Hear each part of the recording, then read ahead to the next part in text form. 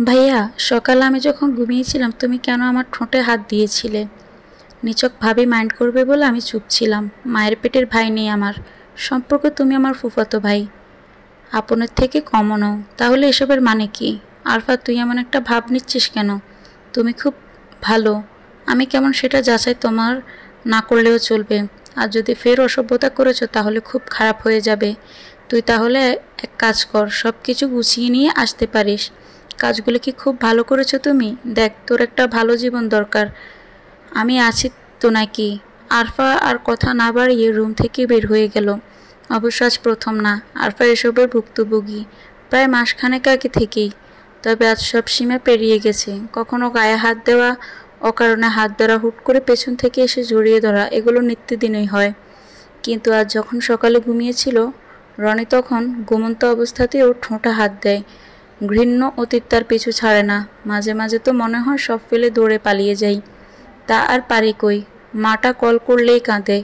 মাকে সান্ত্বনা দিতে দিতে কখন যে আরফা নিজেও কান্নায় গলার স্বর আটকে যায় কেউ জানে না।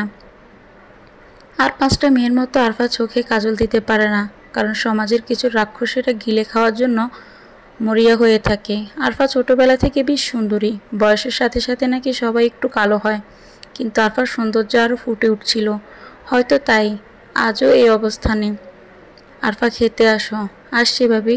রনির এই নোংরা মানসিকতার জন্য আরফা সবসময় ওর থেকে দূরে থাকে। ডাইনিং টেবিলে সবাই খাবার খাচ্ছিল। রনি তখন টেবিলের নিচ দিয়ে আরফার পায়ে টাচ করলো। তার চোখে মুখে পিশাচের ছায়া নেমেছে। পিশাচরা কাউকে ভালোবাসতে জানে না, রনিও পিশাচের থেকে কোনো অংশে কম নয়। কিন্তু আরফার ধৈর্য আর সায় দিল না, চিৎকার দিয়ে বলল, ভাইয়া পাটা সরাও, লজ্জা করে না তোমার? সাথে সাথে রনি ইতস্তত হয়ে নড়াচড়া দিয়ে বসল। ভাবে জিজ্ঞেস করে রনি কথা কাটিয়ে দিয়ে উঠে চলে গেল। রাত প্রায় 1:45।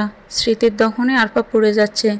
স্মৃতি মধুর সেই দিনগুলো তাড়িয়ে বেড়াচ্ছে আরফাকে। এই একটা দিনই ডায়েরির পাতাগুলো খুলে বসা হয়। আরফার কানের কাছে সেই বাঁচাও বাঁচাও আর্তনাদ শুনতে পাচ্ছে। ঘামে চুপচে গেছে। ওড়না দিয়ে মুখটা মুছে পাশে রাখা পানি টকটক করে খেয়ে চোখ মুখে পানি ছিটিয়ে ডায়েরিটা নিয়ে জানালার পাশে গিয়ে বসলো আরফা। 22শে অক্টোবর 2010। তুমি তো বিয়ে তোমাকেই করবো আরফা, চিন্তা করো না, ভালোবাসি তো অনেক বেশি। 4 মে 2009। দেখো, সবাই বলে বাল্যকালের ভালোবাসা নাকি আবেগের খেলা মাত্র। আজ না হয় আমরা ছোট, একদিন বড় হব। আমি সেই দিনও তোমার পাশে চাই। ভালোবাসবা আমায়? 27শে এপ্রিল 2011। Hello hello Arfa. আরফার সেই রাতে ফোনে একটি শোক সংবাদ। আমজাদ মিয়ার একমাত্র ছেলে ইফাদ আহমেদ ইন্তেকাল করেছে। ইন্না লিল্লাহি ওয়া ইন্না ইলাইহি রাজিউন। 28 এপ্রিল 2011। এই এলাকায় কোনো কলঙ্কিত থাকতে পারবে না। হয় আপনার মেয়েকে বিদায় করে দেন, না হয় আপনারা চলে যান। কালো কালি মুখে ছুঁয়ে দিল। 7 নভেম্বর 2012। 1 বছর 8 মাস 20 দিন পর আজ কলেজে ভর্তি হলাম। এই দিনগুলোতে সেই ভিডিওটা প্রতিদিন 5 বার করে দেখা হতো। 9 ডিসেম্বর 2012। হোস্টেল থেকে ভাইয়ের বাসায় উঠেছি আমি। এখানে কেমন যেন দম বন্ধ হয়ে আসে। তারপর আর কিছু লেখা নাই। আরফা ড্রয়ার থেকে কলম নিয়ে লিখতে বসলো। 27শে এপ্রিল 2012 থেকে 2018। 2012। আমার হাতে কতগুলো ক্ষত দাগ আছে। যখন সেগুলো দেখি আনমনায় ভাবি, কেন এত ভালোবাসছিলাম তোমায়? একটু কম হলেও তো পারতো। 2013। খুনি এখনো রক্তকে ভালোবাসে। 2014। ভালোবাসার বিপরীত শব্দ তোমার নিঃশ্বাস, আমার সেটা চাই। 2015। রক্তের নেশা খুব খারাপ। 2016। ভালো আছি। 2017। মাঝে মাঝে পিপাসা পেলে রক্ত খুঁজি, প্রতিশোধের রক্ত। 2018। মানুষের শরীরের মুরগির রক্ত। আমার তো খেতে ইচ্ছে করে আগুনে বলিয়ে ওঠার রক্ত। তারপর আর কিছু লেখার সাহস হলো না।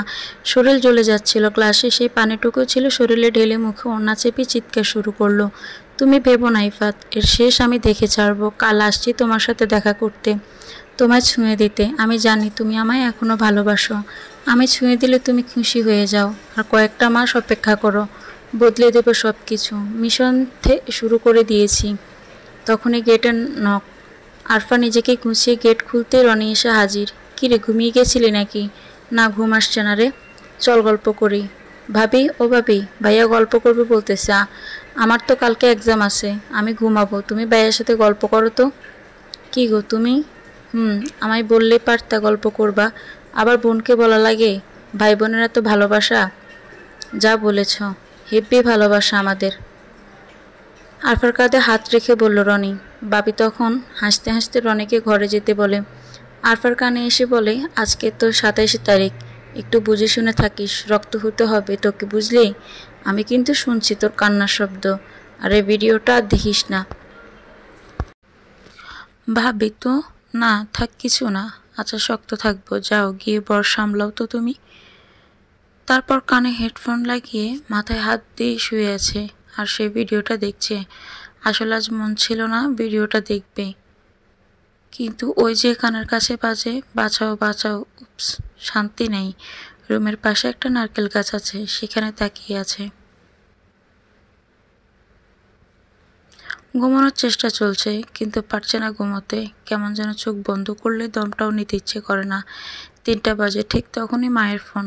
মা, তুই ভালো আছিস? আজ তো 27 তারিখ, আমি ভুলে গেছিলাম। হঠাৎ স্বপ্নে তোরে দেখলাম। ভালো আছিস তো? নিজের কোনো ক্ষতি করিস নেই তো? না মা, কিছু করি নাই। হাত কাটতে কাটতে আর জায়গা নাই, তাই আজকে পা কাটছি। বেশি কাটি নাই। 2012 থেকে 18 সালের একটু অনুগল্পগুলো লিখছি। এগুলো রক্তের লাল করতে যতটুকু রক্ত লাগে ততটুকুই কাটছি। কথাগুলো শেষ না হতেই ওপাশ থেকে কান্নার শব্দ স্পষ্ট শোনা যাচ্ছে। আর আরফা মুচকি মুচকি হাসছে। ফোনটা কেটে দিয়ে চুপ করে দাঁড়িয়ে রইল। কিছু একটা ভাবছে, মন বারবার হারিয়ে যাচ্ছে। ডায়েরিটা আবার সেই লুকোনো জায়গায় রেখে দিল। ডায়েরির লেখাগুলো সব অনুগল্প, তবু এর মানে কেউ বুঝবে না, বরং আরও ভয় পাবে। এভাবে বাইরে আজান পড়েছে। আরফা গোসল করে নামাজ পড়ে নিল। আরফা ছোটবেলা থেকে স্বপ্ন ডাক্তার হবে। শরীরটা বড্ড ক্লান্ত। ভাবি রান্নাঘরে রান্না করছেন। তখন কি বুঝে যেন ভাবিকে গিয়ে বলল, ভাবি, ব্রেকআপের গল্পের চেয়ে ডিভোর্সের গল্প কষ্ট বেশি।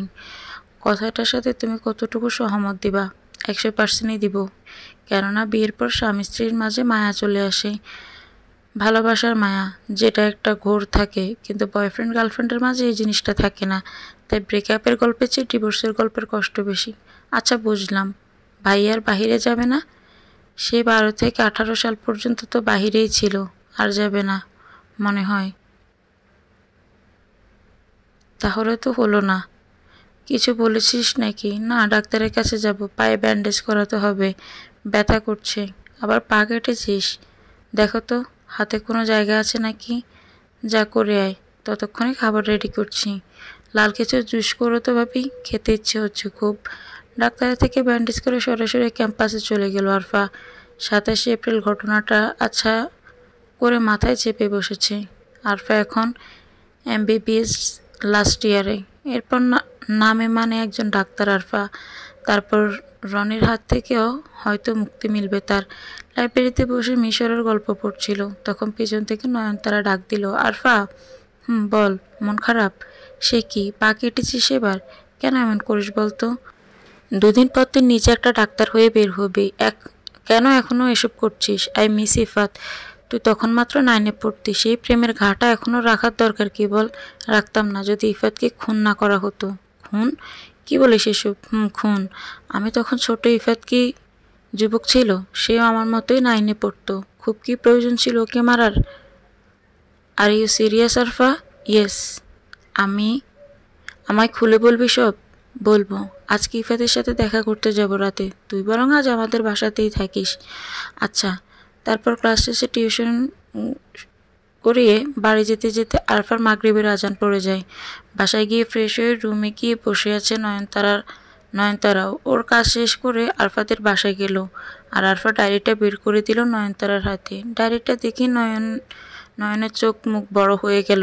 এগুলো তো রক্ত আরফা। আমার রক্ত সব। তুই সাইকো তো হয়ে যাসনি?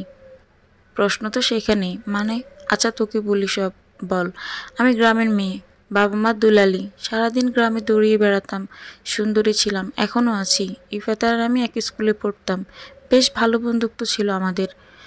2009 সালের 4 মে ও আমার প্রপোজ করে। দেখো আরফা, সবাই বলে বাল্যকালের ভালোবাসা নাকি আবেগের খেলা মাত্র। আজ না হয় আমরা ছোট, কিন্তু একদিন বড় হব। আমি সেই দিনও তোমাকে পাশে চাই। আরফা, ভালোবাসবা আমায়? আর আমিও তখন রাজি হয়ে গিয়েছিলাম। হয়তো সেটাই ভুল ছিল।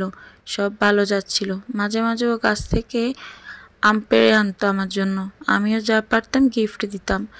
তারপর আমরা একসাথে এসএসসি দিলাম। পরীক্ষার ছুটিতে একদিনও আমায় বলল, আরফা তুমি তো আমার, বিয়ে তোমাকেই করব, চিন্তা করো না। ভালোবাসি তো অনেক বেশি। সেদিন আমার জীবনের প্রথম ইফাত অন্য একটা ফিলিংস নিয়ে আমার হাত ধরে। তারপর ভুল কিছু। তারপর ভাইয়া মারলো কেন?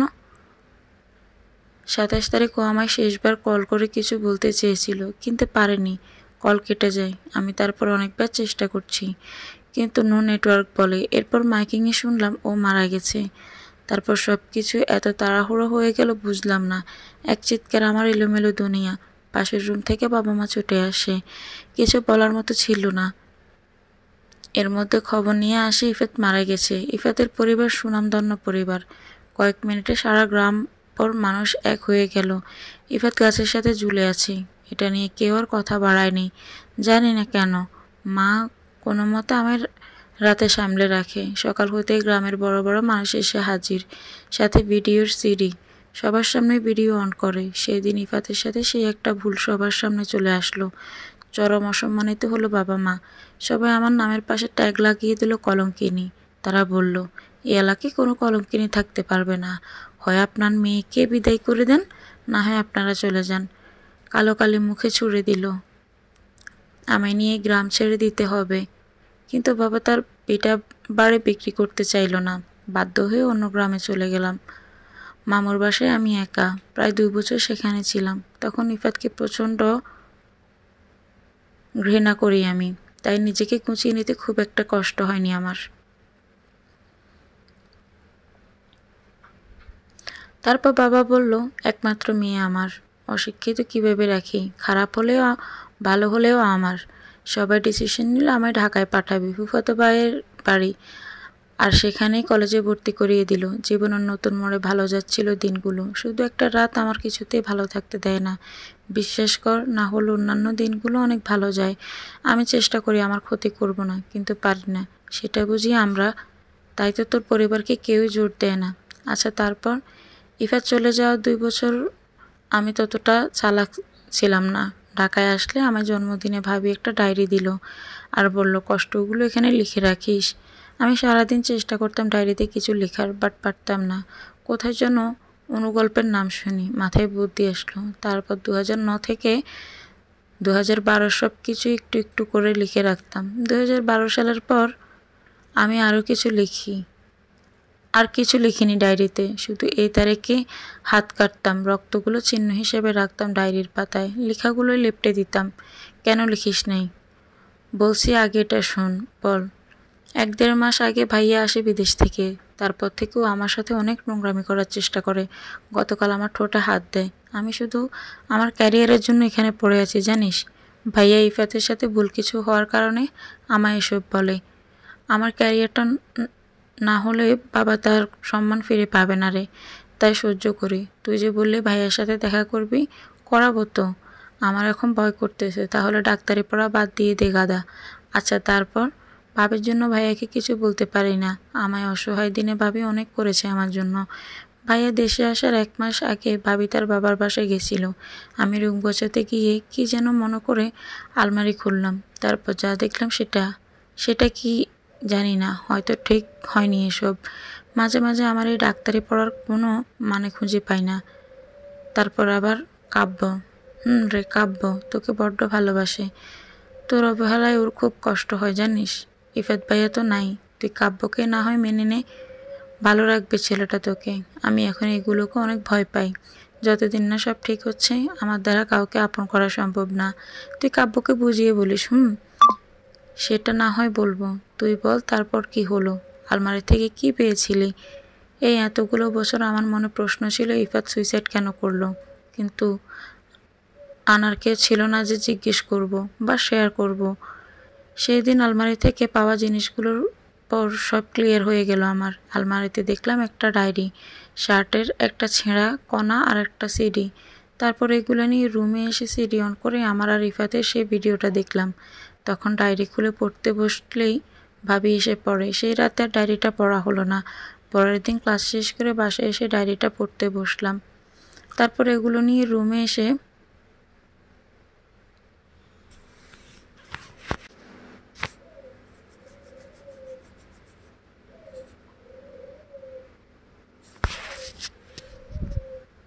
পরের দিন ক্লাস শেষে করে বাসায় এসে ডায়েরিটা পড়তে বসলাম। প্রতিহিংসা জিনিসটা খুব খারাপ। এ আগুন মানুষের জীবন নষ্ট করে দেয়, যেমনটা আফরার সাথে হয়েছে। জানি না কাজটা ঠিক হয়েছে কিনা, এমনটা না হলেও হয়তো খুব বেশি খারাপ হতো না। 4 মে 2009 সালে থেকে আমি মানুষকে অমানুষ হয়ে গেলাম। তারপর সব পাল্টে গেল আমার। 2 মার্চ আমি যখন গ্রামে আসি, এর 1 সপ্তাহ পর জানতে পারি আফরার ইফাতের কথা। মাথায় রক্ত উঠে যায় কথাটা শুনে। আমি মেরেছি ইফাতকে, ভিডিও আমি বানিয়েছি, সবার সামনে ভিডিও আমি এনেছি। আর ফাঁসির কারণটা ওটা কেউ যাতে খুঁজে বের না করে, এজন্য ইফাতকে দিয়ে ওর মাকে কসম করিয়েছি যাতে এটা নিয়ে আর আগ বাড়ানো না হয়। ভাবেই সবটা তো সুন্দরভাবে হয়ে যাবে। তারপর আরফাকে যখন গ্রাম থেকে বিদায় করে দিল, তখন কাজটা যেন আরও সহজ হয়ে গেল। এরপর আমিও ঢাকায় চলে আসি। তার মানে সেদিন বুঝলাম ইফাতের খুনটা ভাইয়া করে, কিন্তু আমার করার কিছু ছিল না, কেননা ভাবিটার জীবন শেষ হয়ে যাবে। যে চলে গেছে সে তো গেছেই, তবুও যখন ইফাতের কথা মনে হয় শরীরের রক্ত জ্বলে ওঠে আমার। বিশেষ করে 27 তারিখে সেই রাতটা আমি নিজেকে কন্ট্রোল করতে পারি না। কিন্তু তবুও ভাইয়া কিন্তু পরিষ্কার করেনি কেন খুনটা করেছে। আমি সেটার সন্ধানও করেছি। পরে জানতে পারি আরও কিছু রহস্য। সে ধাক্কাটা বেশি ছিল, সেটা অন্যদিন বলবো। আমি চাই কথাগুলো কাব্যও জানুক। বাকি কথা তোদের একসাথে বলবো। চল এবার ইফাতের সাথে দেখা করতে যাই। আমি এতগুলো বছর 27 তারিখে রাত 11:50 ওর সাথে দেখা করি। চল যাই। ভয় হচ্ছে তোর? খানিকটা তো বটেই। মৃত মানুষের সাথে দেখা করাবি? ভয় পাস না, চল। তুই অনেক সাহসী আরফা। কীভাবে কন্ট্রোল করিস নিজেকে? তোর জায়গায় আমি হলে আমি নিজেই কবে সুইসাইড করতাম। সুইসাইড করলে ইফাত, আমিও করলে তারা নিজেদের সফলতা পেয়ে যাবে। আর আমি তো এতগুলো বছর ইফাতকে ঘৃণা করতাম, তাই হয়তো বেঁচে আছি। আল্লাহ হেফাজত করেছে তোকে। চল, 11:30 বেজে গেছে। তারপর আরফা আর নয়ন মিলে রওনা হলো ইফাতকে দেখার উদ্দেশ্যে। বাড়ির পেছনে আরও একটা রুম আছে। সেই রুমে গিয়ে 2টা রুম পার করে একটা গেটের তালা খুলে সিঁড়ি দিয়ে নিচে নামলো। বছরে একবার আসা হয় এখানে, আদার দিয়ে ভরা সব। তারপর বেজমেন্টের তালা খুলে ভিতরে গেল। আল্লাহ কই নিয়ে আসছিস রে আরফা? আমার কলিজা শুকিয়ে যাচ্ছে। চল ফিরে যাই, খারাপ কিছু নেই।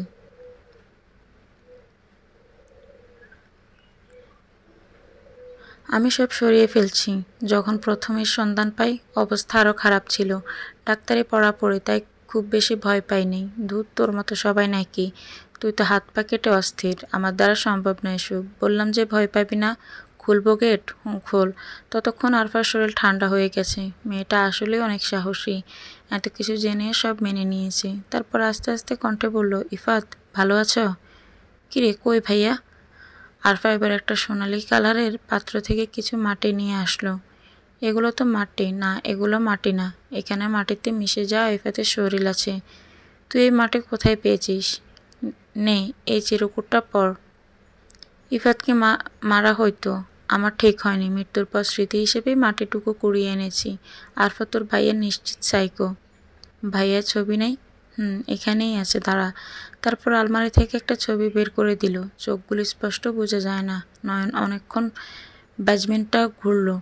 তারপর দুজন মিলে বাসায় চলে আসে। সকালে ঘুম থেকে উঠে ফ্রেশ হয়ে খাবার টেবিলে খেতে বসে।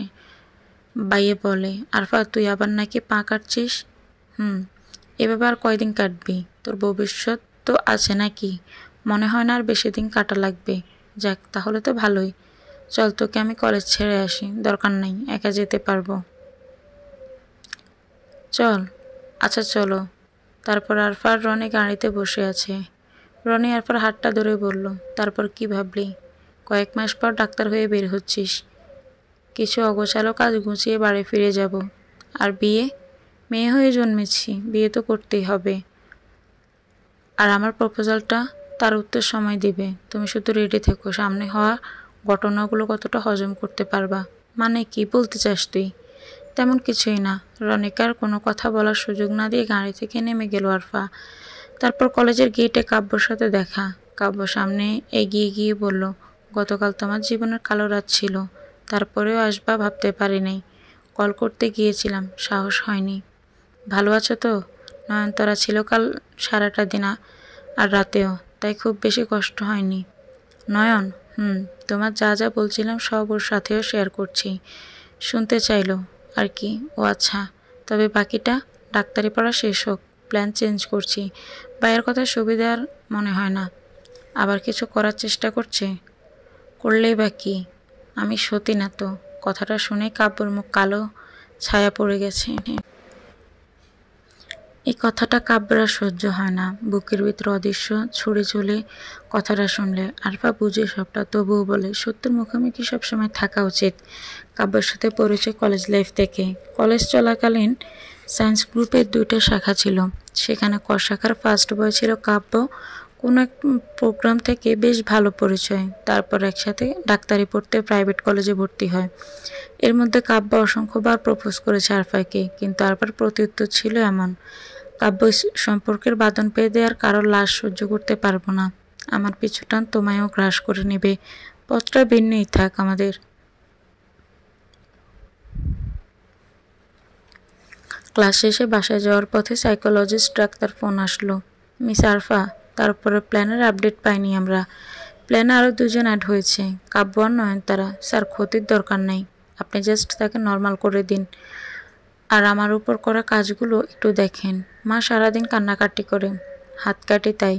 আপনি তো জানেন কেন হাত কাটি। চিন্তা করবেন না, আপনি কলেজ থেকে বের হলেই প্ল্যান শুরু করব। তার আগে এসব পিছিয়ে যে আছে তাকেও ক্যাচ করতে হবে আমাদের, না হলে তার অবর্তমানে সে কাজ চালিয়ে যাবে। You are right sir. ও হ্যাঁ, আমি নয়নতারা আর কাব্যকে কিছু বলিনি পরের রহস্য নিয়ে। আমি চাই পরের কাহিনীটা ওরা তার মুখ থেকে শুনবে। আচ্ছা, তবে আপনার ডায়েরির অনুগল্পের কথাগুলো ব্যাখ্যার দরকার আমাদের। ওকে, সেটা না হয় মিটে বলবো। আগামীকাল টিউশনি শেষে দেখা করছি। তারপর বাসায় এসে নয়ন আর কাব্যকে খবরটা জানাতে কল করলাম, কিন্তু কাব্যকে প্রায় 10টা ফোন দেওয়ার পর রিসিভ সে করে। অদ্ভুত তো, এতক্ষণ কেন লাগলো ফোন রিসিভ করতে? ঘুমিয়েছিলাম। ভয় পেয়ে গেছিলাম আমি। ভালোবাসো না আবার ভয় কিসের? কালকে কলেজ শেষে সাইকোলজিস্টের কাছে নয়নকে নিয়ে পৌঁছে যাবা। আমার একটু লেট হবে, টিউশনি শেষ করে আসব। আচ্ছা, তাড়াতাড়ি আসবে। তারপর কথা শেষ করে আরফা ডায়েরি, ভিডিও এর সিডি, ব্যাজমেন্টে রাখা সব জিনিসগুলো গুছিয়ে নিল এবং ডায়েরির অনুগল্পগুলোতে একটু চোখ বুলিয়ে নিল। তারপর ডায়েরি বুকে নিয়ে ঘুমিয়ে পড়ল। সকালে ঘুম থেকে উঠে মোবাইল চেক করে দেখলো সাইকোলজিস্টের অনেকগুলো ফোন। তারপর আরফা কল ব্যাক করলো, রিসিভ করে না। তাই সে নয়নকে কল করে বলল, নয়ন, আজ ক্লাস করা লাগবে না, সাইকোলজিস্টের চেম্বারে চলে আয়। কিছু একটা হবে মনে হচ্ছে, এই সময় আমাদের এক থাকাটা জরুরি। তারপর আরফা কোনো মতে চোখ মুখে পানি দিয়ে কাব্যকে কল দিতে দিতে রাতে গুছিয়ে রাখা জিনিসগুলো নিয়ে বের হয়ে গেল। চেম্বারে পৌঁছে দেখে কাব্য পৌঁছে গেছে। নয়নও মাত্র এসেছে। তোমায় আমি কল দিলাম, রিসিভ করনি, এখানে কীভাবে আসলা? নয়ন বলছে সব। ও আচ্ছা, চলো ভিতরে যাই সবাই। আরফা, যা যা লাগবে এনেছিস? এখন তো কিছু করবো না আমরা, জাস্ট ডায়েরির অনুগল্পগুলো ফিনিশিং দিব স্যারের কাছে। তাই বল, এখন কিছু করলাম আর স্টাডির উপর চাপ পড়বে, কেননা এগুলোর সাথে ভাইয়া জড়িত।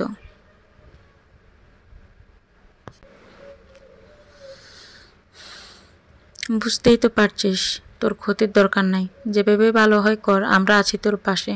তারপর চেম্বারে গিয়ে দেখলো সাইকোলজিস্ট স্যার এখানেও আসেনি। খানিকক্ষণ বসে থাকার পর স্যার এসে সবাইকে তার কেবিনে ডাকলো। মিস আরফা, এল গুড? জি স্যার। আপনার? ইয়েস, আই এম পারফেক্টলি ওকে। যা যা বলেছি এনেছ? জি স্যার, এনেছি। গুড। শার্টের কণাটা ইফাতের, সেটা দেখতে আমরা শার্টের কণাটা ফরেন্সিতে পাঠাবো। আর তুমি তোমার ডায়েরির গল্পগুলো বলো। ওয়েট, এরা থাকবে নাকি? স্যার, এরা থাকুক এখানে। তুমি বেটার মনে করলো ওকে বলা শুরু করো। আমি প্রতি বছর 27 তারিখের অনুগল্পগুলো বলি, কেননা এই গল্পগুলো তো 2018-এর 27-এর লেখা। তখন আমি জানি ওর মার্ডার ভাইয়া করেছে। আচ্ছা ওটাই বলো, 2012 আমার হাতে কতগুলো ক্ষত দাগ আছে। যখন সেগুলো দেখি আনমনায় ভাবি, কেন এত ভালোবাসেছিলাম তোমায়। একটু কম হলেও তো পারতো। ইফাত চলে যাওয়ার পর থেকে ওকে যতটা পারতাম ঘৃণা করার চেষ্টা করতাম আমি, কিন্তু দিন শেষে ওর সাথে কাটানো সময়গুলো কিছুতেই বলতে পারতাম না।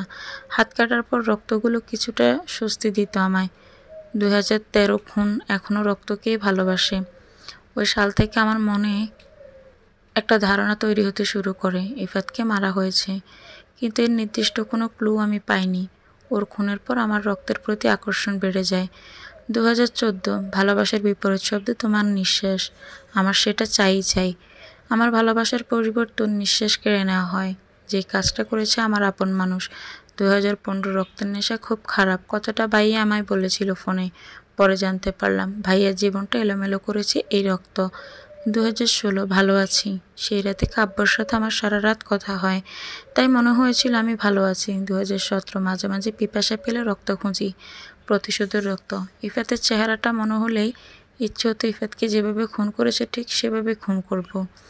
2018 মানুষের শরীরে মুরগির রক্ত। আমার তো খেতে ইচ্ছে করে আগুনের বলকিয়ে ওঠা রক্ত। কথাটা ভাইয়ের ডায়েরি থেকে পেয়েছি। আমি পাতাটা ছিঁড়ে রেখে দিয়েছিলাম, পরবর্তীতে কাজে আসতে পারে এই ভেবে।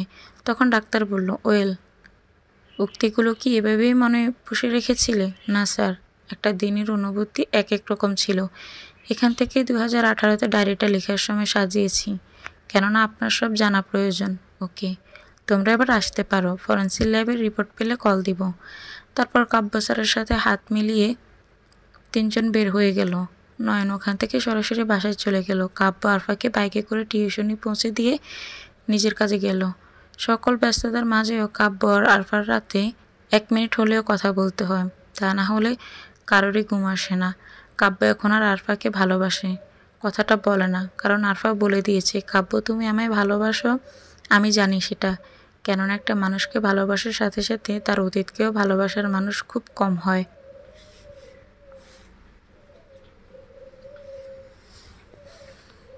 কথাটা শেষ করে দুজনেই ঘুমিয়ে গেল, কেননা কাল কলেজে ল্যাব আছে, লেট করা যাবে না।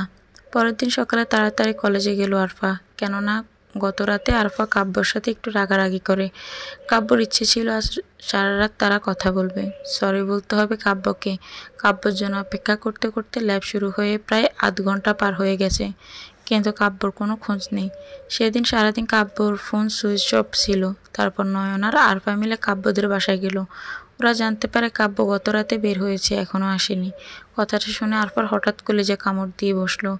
এবার কি তাহলে কাব্যরও লাশ দেখতে হবে আমায়? নয়ন কথাটা বলে কান্নায় নিজেকে সামলাতে না পেরে মাটিতে বসে পড়ে আরফা। নয়ন কিছু বলছে না, যোগ বিয়োগের হিসেব করতেছে মনে মনে। খানিকক্ষণ পরে বলল, চিন্তা করিস না, কাব্যর কিছু হবে না, তুই চল স্যারের কাছে গিয়ে কথা বলে আসি। আর তুই ফোন তুলছিলি না বলে স্যার আমায় কল করেছে, রিপোর্ট এসেছে সেটা জানাতে। এই সময় তোকে শক্ত হতে হবে আরফা, সমস্যা তো আমায় নিয়ে, তাই না? আমায় বরং মেরে ফেলুক, চল তো তুই, আজে বাজে কথা কম বল। তারপর রিক্সা নিয়ে একদম চেম্বারে পৌঁছে গেল। আরফার হাত পা কাঁপছিল ভয়ে, শব্দহীন চোখ থেকে শুধু পানি পড়ছে। কি হয়েছে, তুমি কাঁদছো কেন আরফা? স্যার, কাব্যকে পাওয়া যাচ্ছে না গত রাত থেকে। ওর মা তো প্রায় বেহুঁশ, এখানে আরফার অবস্থাও খারাপ হয়ে যাচ্ছে, এখন কি করব? একটা কাজ করতে পারো তোমরা, কাব্যর রুম আর আরফার ভাইয়ের রুমগুলো ভালো করে সার্চ করো, আর পরিচিত জায়গাগুলো খোঁজো, কেননা একটা মানুষের গুম করে দূরে কোথাও রাখা যায় না। কাব্য আমাদের আশেপাশেই আছে। তারপর নয়ন গেল কাব্যদের বাসায়, আর আরফা গেল কোনোভাবে ওর ভাবিকে বাইরে পাঠিয়ে সারা রুম সার্চ করা শুরু করলো। 1 ঘন্টা পর নয়ন কল করলো আরফাকে। আরফা, কাব্যর ফোনটা পেয়েছি, যেখানে লাস্ট কলের নাম্বারটা দেখে নিজের চোখকে বিশ্বাস করতে পারছি না। গট ইট, এটাই সত্যি, তুই নাম্বার নিয়ে বাসায় আয়, আমি জানি কাব্য কোথায় আছে, ফার্স্ট আয়। আরফা কথা শেষ করতে না করতে ডাক্তার কল করলো। স্যার, কাব্যর খোঁজ পেয়েছি, আপনি কাইন্ডলি পুলিশ স্টেশনে কল করে পুলিশ পাঠিয়ে দেন আমাদের বাসার পিছনে। আমি কল করলে সমস্যা হতে পারে কাব্যর, কেননা আমি আমার ফোন থেকে কাউকে কল দিতে চাচ্ছি না। ওকে, আমিও আসছি, ডোন্ট ওয়ারি, অল গুড। আসসালামু আলাইকুম স্যার। তারপর নয়ন এসে গেট নক করে। রুমে ঢুকেই আরফাকে জড়িয়ে ধরে বলল, আমি তোকে হারিয়ে ফেলবো না তো আরফা? দূর বোকা, আমার কিছু হবে না। তুই চল তো। নাম্বারটা? নাথিং, চল।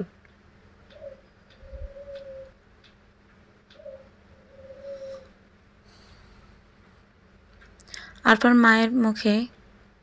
নয়নের মুখে নাম্বার কথাটা শুনে একটু অবাক লাগেনি। এসবের সাথে আরফা পরিচিত অনেক আগ থেকেই, কিন্তু প্রশ্ন হলো কাব্যর খবর সে কীভাবে জানলো? এত কিছু লুকিয়ে রাখার পরেও কাব্যর এই সমস্যায় পড়তে হলো। ইফাত চলে যাওয়ার পর আরফা অনেক সাহসী হয়ে গিয়েছিল, কিন্তু আজ কাব্যের যদি কিছু হয়ে যায় ভয়টা শেষ করে দিচ্ছে আরফাকে। হঠাৎ তখন মেন গেটে নক। নয়ন এসেছে। এভাবে দরজা খোলা ছিল। তাকিয়ে দেখে রনি এসেছে। ওর চোখ মুখ দেখে বোঝাচ্ছে নোংরা চাহনি। ভাইয়া তুমি? তোর ভাবি কোথায় যেন গেছে, বাসায় একা। একদম বাজে কথা বলবা না। আমি এখন একটা কাজে যাব। কি কাজ রে? এমন একটা ঢং করছো, কিছু জানো না? সত্যিই জানি না। ভালো তাহলে। নয়ন চল, ওঠা যায়। আরফা চল, আর দেরি করা যাবে না, বের হই। এমনিতেই তাড়াহুড়ো রাস্তায় যেন ফুরায় না, কত সময় লেগে গেল। চল যাই। দাঁড়া, ভাইয়াকে নিয়ে নেই। কাব্যকে নিয়ে কোনো রিস্ক নিতে চাচ্ছি না। ভালো বলেছিস, নিয়ে নে। ভাইয়া চলো আমাদের সাথে, বাড়ির পাশে ব্যাজমেন্টে যাব। তুই ওই ব্যাজমেন্টের সম্পর্কে কীভাবে জানিস আরফা? অনেক কিছুই জানি, সারা দুনিয়াকে জানানো বাকি। মানে চলো, কথা পরে হবে। তারপর তিনজন মিলে ব্যাজমেন্টের উদ্দেশ্যে রওনা দিল। মিস্টার রহমান হোসেন, তিনিও পুলিশ নিয়ে ব্যাজমেন্টের বাইরে অপেক্ষা করছে। স্যার, আমার মনে হচ্ছে এই মুহূর্তে পুলিশ নিয়ে সরাসরি ব্যাজমেন্টে যাওয়াটা ঠিক হচ্ছে না। আপনারা বরং এখানে থাকুন, আমি একা যাই। আপনারা ফোনে কানেক্ট থাকুন, কোনো কিছু নর্মাল না মনে হলে চলে আসবেন।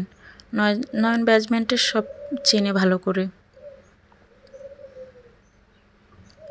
ওকে, তুমি যাও। তারপর আরফা বউ দৌড় দিয়ে ব্যাজমেন্টের গেটের দিকে এগিয়ে গেল। তালা খুলে ব্যাজমেন্টে ঢুকলো। ব্যাজমেন্টে বেশ কয়েকটা রুম আছে। ইফাতের জিনিসগুলো যেখানে রাখা সেই রুমটা ভালো করে দেখলো, কিন্তু না, কিছুই নেই। সময় নষ্ট না করে পাশের রুমে দিকে ছুটে গেল। সেই রুমে একটা বড় আলমারি আছে। সেখানে সব মিশরীর বইপত্র দিয়ে ভরা। রহস্যকেরা সেই মানুষটা নিঃসন্দেহে বই পোকা। মাঝে মাঝে অবশ্যই এখানে এসে আরফাও বই পড়া হয়। প্রথম যখন ডায়েরির শেষ পাতায় এই ব্যাজমেন্টের 2 ছবি আঁকা দেখে, তখন থেকে ব্যাজমেন্টের প্রতি আকর্ষণ বেড়ে যায় আরফার। ছবি দুটার একটা আঁকা ছিল এই আলমারিটা, আর একটা ব্যাজমেন্টের বাহিরে রাখা একটা ভ্যান গাড়ি। ভ্যান গাড়ির রহস্য আছে একটা। ভাইয়া যখন ঢাকায় আসে তখন এই বাড়িটা কিনে এক দারোয়ানের থেকে। এই বাড়ির মালিক যে ছিল তার নিজস্ব কোনো ছেলে মেয়ে ছিল না। বউ অন্য কারোর সাথে চলে যায়। তারপরে সে আমেরিকায় চলে যায়। তখন থেকে এই বাড়ি দারোয়ানের নামে দিয়ে দেয়। দারোয়ানও তখন বাড়ি বিক্রি করে দেয় ভাইয়ের কাছে। তখনকার সময় নাকি এই ভ্যানে করে বাড়ির সবার জরুরি কাজ কমপ্লিট করা হতো।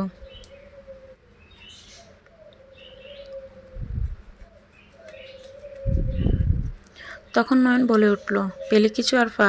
এবার টেনশন আরও বেড়ে গেল। এই বেসমেন্টের সব জায়গায় আরফা চেনা, কিন্তু কোথাও কাব্যকে দেখা যাচ্ছে না। কোথায় গেল কাব্য? সারা বেসমেন্ট খুঁজলো কাব্যকে, কিন্তু কোথাও নেই। তারপর নয়নকে বল, কাব্য নাই এখানে, ভালো করে দেখ, ও আছে। দে বলতে বলতে ওর পা কিসের সাথে যেন আটকে গেল। নিচের দিকে তাকিয়ে দেখলো ওর পা একটা চিটকুনির সাথে আটকে গেছে। চিটকুনিটা খুলতে গেলে খুলল না। তখন নয়নকে বলল, নয়ন পুলিশ নিয়ে আয় জলদি। নয়ন পুলিশি ইশারা দিয়ে ভোঁ দৌড় দিয়ে ব্যাজমেন্টের দিকে। তারপর আরফার কাছাকাছি এসে কিছু পাইলি? অফিসার দরজা ভাঙেন। First please. তখন অফিসার গান দিয়ে গুলি করে দরজা ভেঙে দিল। বিশাল বড় একটা সিঁড়ির সামনে চলে আসলো। আরফা প্রথমে, তারপর সবাই এক এক করে নামলো। সেখানে কাহিনীটা চোখে বিশ্বাস করার মতো ছিল না, কারণ একটা রুমে চেয়ারে কাব্যর মুখে টেপ মেরে বেঁধে রাখা, চারপাশের সব কঙ্কাল দিয়ে ভরা। আরফা দৌড়ে গিয়ে কাব্যর মুখের টেপ খুলে দিলে, এরপর কাব্য বড় বড় শ্বাস নিতে নিতে বলল, আর 1 ঘন্টা দেরি হলে আমি এই কঙ্কাল হয়ে যেতাম। তোমার কাছে কল আসলো আর অমনি চলে আসতে হলো? আমায় বলছে তুমি অসুস্থ, তাই 9-5 না ভেবে চলে আসছি। আচ্ছা চলো, আগে বের হও। তাকে ধরবা না? তোমার মনে হয় সে আর এই শহরে আছে? তোমার ভাইয়া আছে আমাদের সাথেই। চলো তো, বের হও আগে। তারপর সবাই বের হলো। সেখান থেকে পুলিশ সহ সবার চোখে মুখে প্রশ্ন, এত কঙ্কাল কিসের? তখন নয়ন বলল, তুই এত কিছু দেখে নর্মাল কীভাবে আছিস? ব্যাজমেন্টের আলমারিতে মিশরীর বইগুলোর সাথে আমি আরও 10টা ডায়েরি পেয়েছি। অদ্ভুত বিষয় হলো সব কটা ডায়েরির একটা পৃষ্ঠা করে লেখা বাকিগুলোতে কিছুই নেই। কিন্তু কি লেখা? যে কঙ্কালগুলো দেখেছিস এগুলো সব প্লাস্টিকের, শুধুই ভয় দেখানোর জন্য রাখা।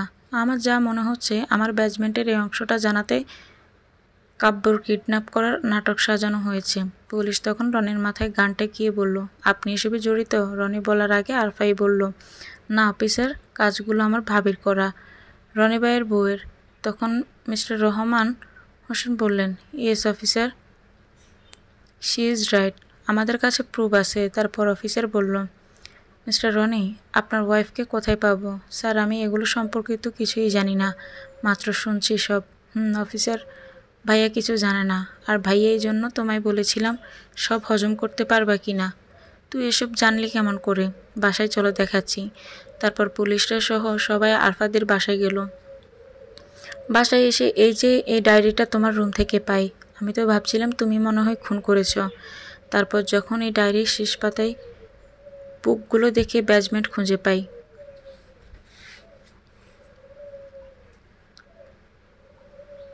সেখানে আলমারির এক ডায়েরিতে তোমার বউয়ের নাম লেখা দেখি।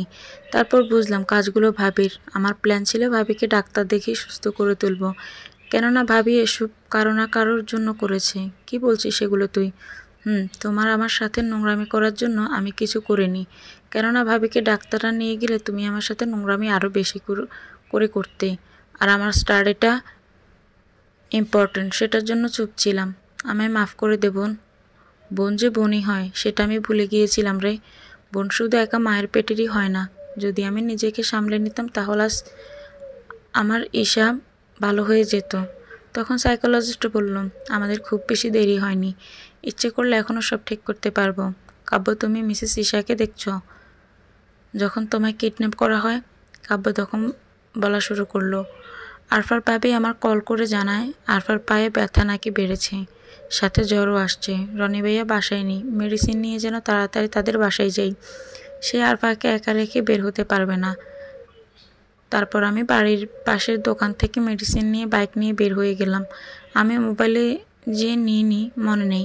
আমি ওদের বাড়ির পিছনে রাস্তা দিয়ে আসছিলাম, কারণ ওদের বাড়িতে আসার শর্টকাট রাস্তা ছিল ওটা, তাই আর কি। তারপর ব্যাজমেন্টের রুমের সামনে ভাবিকে দাঁড়ানো দেখলাম। তারপর আমি বাইক সাইড করিয়ে বললাম, ভাবি, আরফাকে রুমে একা রেখে আপনি এখানে কেন? সেটা বাড়ির পিছনে এমনি এসেছি আর কি। তুমি মেডিসিন আনছ? জি আনছি। আরফা কোথায়? তারপর ভাবি চোখ দিয়ে কী যেন ইশারা করলো, আর সাথে সাথে আমার মাথায় কে যেন আঘাত করলো, জাস্ট যেন সেন্সলেস হয়ে যায়। যখন সেন্স আসে তখন এই রুমে ছিলাম আমি, আর ভাবিকে দেখিনি। তবে ভাবির সাথে আমি ব্যান্ডেজ দেখেছি। তখন আরফা বলল, ব্যান্ডেজ? হ্যাঁ। ভাবির রহস্যটা কেমন গোলাটা মনে হচ্ছে আমার। তখন সাইকোলজিস্ট স্যার বলল, এসব তোমার ভাবি ভালো বলতে পারবে। আর ফরেন্সিক ল্যাবের রিপোর্ট অনুযায়ী শাটার কণাটা ইফাতেরে ছিল। তখন আরফা পুলিশকে বলল, অফিসার, ভাবিকে খুঁজতে আপনি কোনো হেল্প করতে পারেন কি?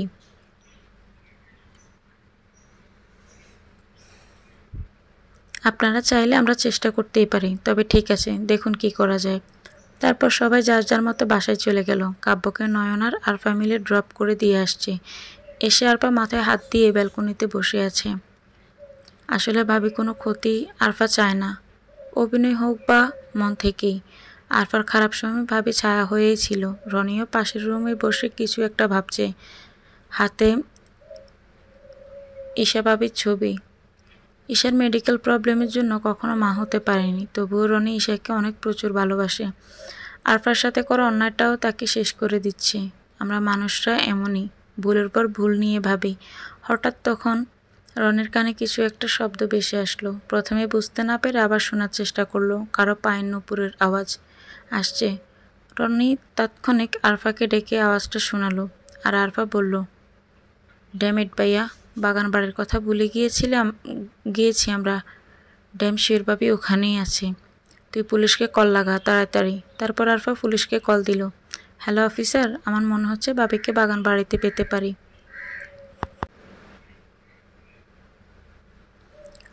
যত তাড়াতাড়ি পারেন সেখানে চলে আসেন আপনারা, আমরাও আসছি। আমাদের লেট হলে অপেক্ষা করবেন না, অ্যাকশন নেবেন পরিস্থিতি বুঝে, কিন্তু ভাবির যেন কোনো ক্ষতি না হয়। ওকে, আমরা আমাদের বেস্ট দেওয়ার চেষ্টা করব। এদিকে রনি নয়নকে কল দিল। হ্যালো নয়ন, আমি আরফার ভাইয়া, তোমরা কাব্যকে নিয়ে বাগান বাড়ি চলে আসো। আরফা পুলিশ সহ তোমাদের সবার ফোন লোকেশন টেক্সট করে দিয়েছে। চল আরফা, বের হই। তারপর যে যার মতো বের হয়ে গেল। আরফাদের বাসা থেকে বাগানবাড়ি যেতে অনেক সময় লাগে, তাই ওদের পৌঁছানোর আগে সবাই পৌঁছে গিয়েছে। আরফার রনি পৌঁছে দেখে সবাই বাইরে দাঁড়িয়ে। তাই এরপর প্রশ্ন করলো, কিছু পেলেন? না, সব জায়গায় খুঁজেছি, পাইনি। কোনার রুমের ব্যালকনিটা দেখেছেন? সেটা ভাবির প্রিয় রুম। সারা বাগান বাড়ির আমরা নিচেই ছিলাম, সেই রুমে যাওয়ার সুযোগ পাবে কিভাবে? আগে থেকেও তো থাকতে পারে, চলেন যাই। তারপর আরফা ভোঁদোর রুমের দিকে গেল। গিয়ে দেখে ব্যালকনিতে শাড়ি বাঁধা অবস্থায় বাবি এক কোণে চুপ করে বসে আছে। আরফাকে দেখে সাথে সাথে রিয়েক্ট করে বসে। হাতে চুরি নিয়ে সামনে এগিয়ে আসতে চাইলে পাশ থেকে পুলিশ অফিসার স্ট্রেস গান বাবির শরীরে লাগায় এবং ছিটকে অন্য পাশে পড়ে যায়। সাথে সাথে সেন্সলেস হয়ে পড়ে। তারপর বাবিকে নিয়ে সরাসরি সাইকোলজিস্টের চেম্বারে চলে আসে সবাই। ঘণ্টাখানেক পর বাবির সেন্সে ফিরে আসে এবং আমি এখানে কেন বলে চিৎকার দিয়ে ওঠে। তখন সাইকোলজিস্ট ঈশার চোখের সামনে সুতার বাঁধা পয়সা ঘুরাতে ঘুরাতে বলে, মিস ঈশা, আপনি নর্মাল মানুষ, কিচ্ছু হয়নি আপনার। আপনার স্বামীর সংসার আছে, আপনার জীবন আছে, সুন্দর সুন্দর সুখের মুহূর্ত আছে, আপনার প্রচুর ঘুম পাচ্ছে, আপনি চোখে ঝাপসা দেখছেন, এখনই ঘুমে লুটিয়ে পড়বেন আপনি। আর তখনই ঈশা ঘুমের রাজ্যে হারিয়ে গেল। ডাক্তার কানের কাছে 3বার হাততালি দিয়ে বলা শুরু করলো, এবার আমি যা যা জিজ্ঞেস করব সঠিক উত্তর দিবেন। কে আপনি? আমি ঈশা হোসেন, রহমান হোসেনের স্ত্রী। আপনার সন্তান আছে? না, আমি বন্দা। আরফা আপনার কি হয়? ফুফাতো ননদ। ইফাতকে আপনি খুন করেছেন নাকি আপনাকে দিয়ে করিয়েছি?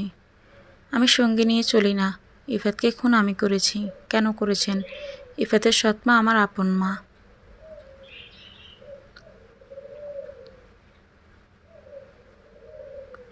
আমার বিয়ের কয়েক বছর পর মা আমার বাবা ছোট বোনকে রেখে চলে যায়। টাকার লোভে অন্য এক লোককে বিয়ে করে। মার দায়িত্ব ছিল সেই লোকের ছেলেকে দেখাশোনা করা। তারপর আমি যখন রনির সাথে ওদের গ্রামে গেলাম তখন মাকে দেখি। সহ্য হয়নি আমার। খুন করলে মানুষ নাকি ঠিক থাকতে পারে না, তাই সাধনা করে ইফাতকে খুন করি। বাসও শেষ, বাসিও শেষ। কীভাবে খুন করলেন? ইফাত আর আরফার সম্পর্কের কথা আমি জানি। যখন ওরা এক বৃষ্টির রাতে আমাদের রুমের পাশে ছিল, আমি ওদের শব্দ শুনে বাহিরে যাই। তখন তাৎক্ষণিক বুদ্ধি আসলো, একটা ভিডিও করলে ইফাতকে ব্ল্যাকমেল করতে পারবো। যেমন বুদ্ধি তেমন কাজ। ইফাতকে এটা দেখালে অনেক ভয় পেয়ে যায়। তখন বললাম, তুই সুইসাইড কর, না হলে সবাইকে জানিয়ে দিব। আমি ভাবিনি ও সত্যি সত্যি সুইসাইড করবে। ভিডিও ভাইরাল করেছিলেন কেন? কারণ আরফা অনেক চালাক মেয়ে, গ্রামে থাকলেও সব বের করেই ফেলতো। কেননা ভালোবাসাটা গভীর ছিল, তাই ভাইরাল করি। তারপর নিজের বাসায় জায়গা দিলেন। ওর সাথে আমার কোনো শত্রুতা নেই, তাই দিয়েছি। আরফা গতকাল কাব্যকে কেন কিডন্যাপ করেছেন? আসলে সাধনা করতে করতে কেমন যেন হয়ে গিয়েছি আমি। রক্তের নেশা চড়ে গেছে মাথায়, তাই কাব্যকে কিডন্যাপ করে ওর মাথায় আঘাত করে রক্ত দেখে শান্ত হয়েছি। আঘাতটা আপনি করেননি। কে করেছে? আমি যার কাছে সাধনা শিখেছি সে মেরেছে। সে কোথায়? পাশের রুমে। গলা টিপে মেরে পাখার সাথে ঝুলিয়ে রেখেছি। তাকে মেরেছেন কেন? কেননা সে আমায় একা পেয়ে নোংরামি করতে চেয়েছে। ইফাতের মার্ডারের কথা পুলিশকে কেন জানানো হয়নি সেটা আমি জানি না। আপনার অনেক ঘুম আসছে, আপনি আবার ঘুমিয়ে পড়ছেন। তারপর ঈশা আবার গভীর ঘুমে। তখন আরফা দীর্ঘ শ্বাস ফেলে কিছু না বলে বের হয়ে গেল। চোখে মুখে পানি দিয়ে এসে পুলিশের কাছে বলছে, আমরা ভাবির আগাম জামিন করিয়ে রাখবো, আপনারা আসেন। তখন ডাক্তারকে বলল, বাবির ট্রিটমেন্ট শুরু করে দেন ডাক্তার। 6 মাস পর বাবি এখন প্রায় সুস্থ। আরফার কাব্যর পড়াশোনাও কমপ্লিট। কাব্যর বাবার টাকায় আমেরিকায় পড়তে চলে যাবে। তার 2 দিন আগে কফি শপে আরফাকে ইনভাইট করলো। এখন আরফা আর কাব্য সামনাসামনি বসে আছে। এতগুলো বছরে আজ আরফার চোখে কাব্যর জন্য ভালোবাসা দেখতে পেল কাব্য।